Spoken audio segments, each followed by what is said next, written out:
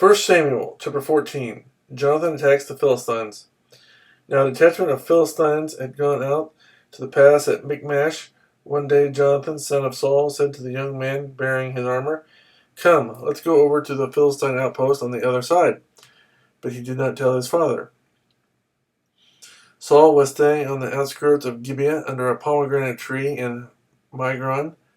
With him were about 600 men, among whom was Ahijah, who was wearing an ephod. He was the son of Ichabod's brother, Ahitub, son of Phinehas, the son of Eli, the Lord's priest in Shiloh. No one was aware that Jonathan had left.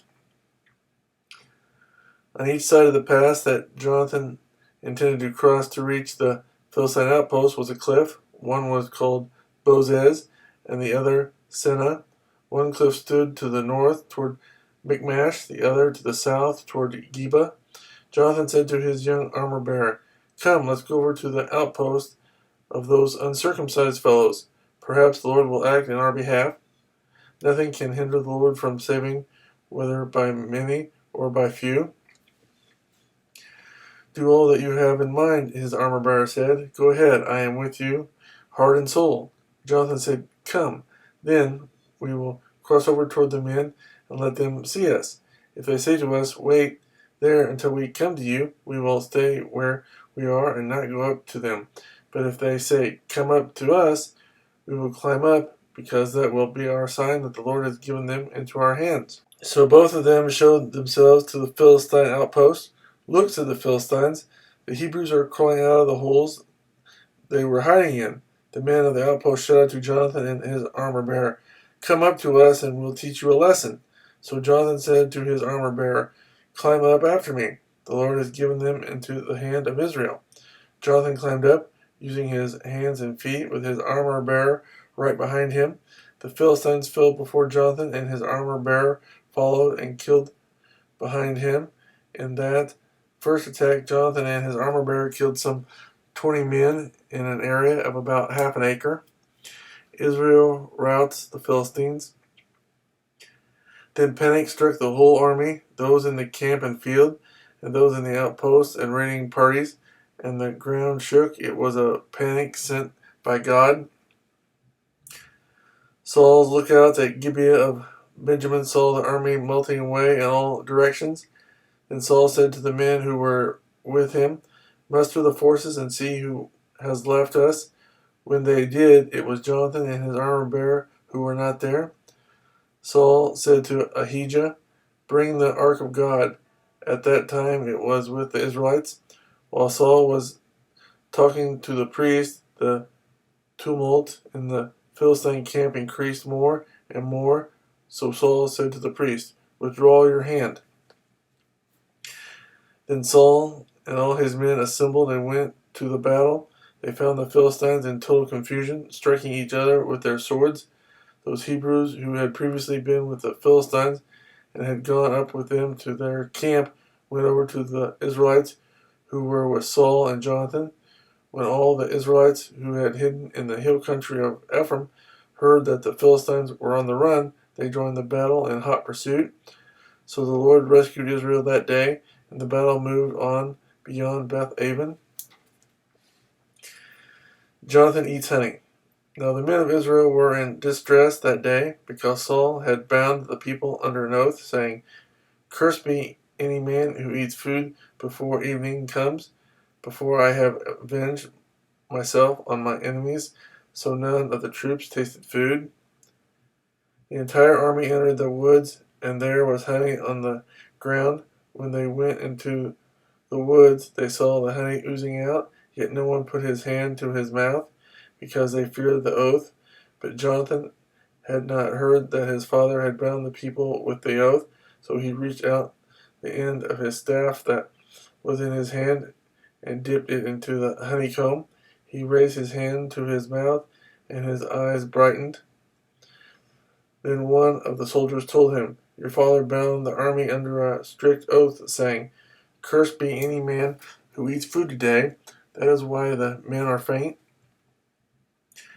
Jonathan said, "My father has made trouble for the country. See how my eyes brightened when I tasted a little of this honey. How much better it would have been if the men had eaten today some of the plunder they took from their enemies. Would not the slaughter of the Philistines have been even greater? That day, after the Israelites had struck down the Philistines from Michmash to Ajalon, they were exhausted. They pounced on the plunder, and taking sheep, cattle, and calves, they butchered them on the ground and ate them, together with the blood. Then someone said to Saul, "Look, the men are sinning against the Lord by eating meat that has blood in it." "You have broken faith," he said. "Roll a large stone over here at once." Then he said, "Go out among the men and tell them, each of you bring me your cattle and sheep and slaughter them here and eat them. Do not sin against the Lord by eating meat with the blood still in it." So everyone brought his ox that night and slaughtered it there. Then Saul built an altar to the Lord. It was the first time he had done this. Saul said, "Let us go down after the Philistines by night and plunder them till dawn, and let us not leave one of them alive." "Do whatever seems best to you," they replied.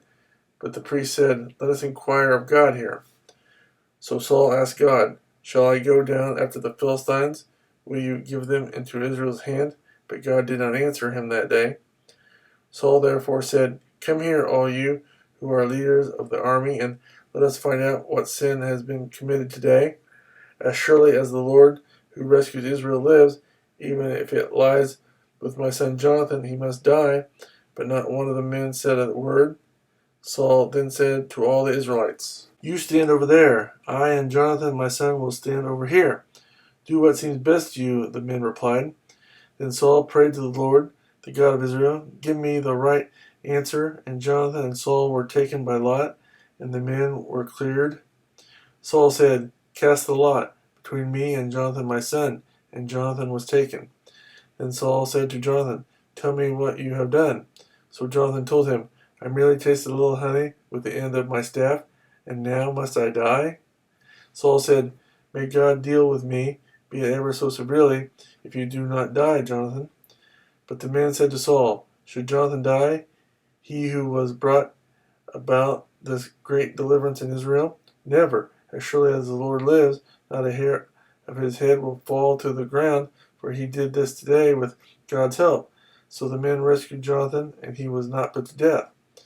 Then Saul stopped pursuing the Philistines, and they withdrew to their own land. After Saul had assumed rule over Israel, he fought against their enemies on every side: Moab, the Ammonites, Edom, the kings of Zobah, and the Philistines. Wherever he turned, he inflicted punishment on them. He fought valiantly and defeated the Amalekites, delivering Israel from the hand of those who had plundered them.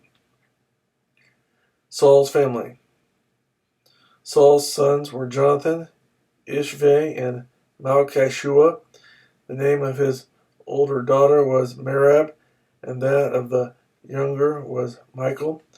His wife's name was Ahinoam, daughter of Ahinaz.